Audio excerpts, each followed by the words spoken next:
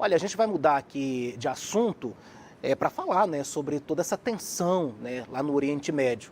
O Ayatollah Ali Khamenei prometeu vingança contra Israel, né, pela morte de Ismail Haniyeh, que é o chefe político do Hamas, em um ataque aéreo na madrugada dessa quarta-feira. Israel ainda não confirmou a autoria do ataque, mas o ministro da Defesa israelense, Yoav Gallant, afirmou que o país está preparado para qualquer eventualidade, embora não deseje guerra. O Hamas e o Corpo da Guarda Revolucionária Islâmica do Irã confirmaram a morte de Haniyeh e acusaram Israel. O presidente iraniano também criticou o ataque, prometendo defender a integridade e a dignidade do Irã.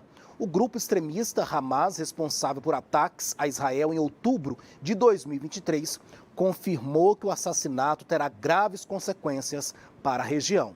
Internacionalmente, Turquia, China, Rússia e Palestina condenaram o ataque. O presidente turco, Recep Erdogan, chamou o ato de barbárie sionista, enquanto a China expressou preocupação e condenou o assassinato. A Rússia considerou o ato um assassinato político inaceitável e a Palestina pediu unidade e firmeza diante da ocupação israelense, alertando para uma possível escalada de violência. Professor Lobão, mais um alerta aí, né? Mais uma preocupação para esse conflito que parece que está muito, mas muito mesmo longe do fim, né, professor?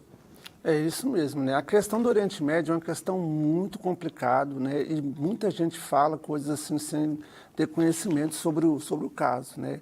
Infelizmente, hoje em dia, na internet, você tem muitos especialistas que leem uma manchete e, de repente, começam a divagar sobre isso.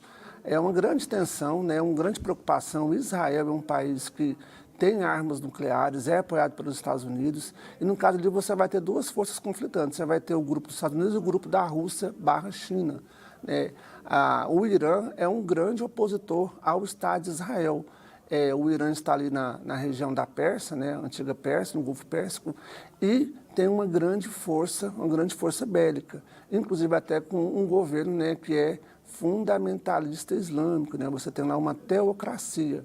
Então, essa escala de violência é uma coisa muito complicada, né? Não tem heróis, mocinhos e vilões, você tem erro de todos os lados, e a gente tem que analisar isso com bastante precisão, com medo, né, desse conflito escalar com mais violência, com mais mortes, e também os reflexos que vão acontecer no Brasil, porque isso aí vai gerar uma tendência de uma nova crise do petróleo, e isso pode fazer com que haja um aumento do preço dos combustíveis, né? Então, temos que observar com bastante calma e torcer para que esses grandes líderes mundiais usem mais a diplomacia, mais a conversa e menos a guerra, né?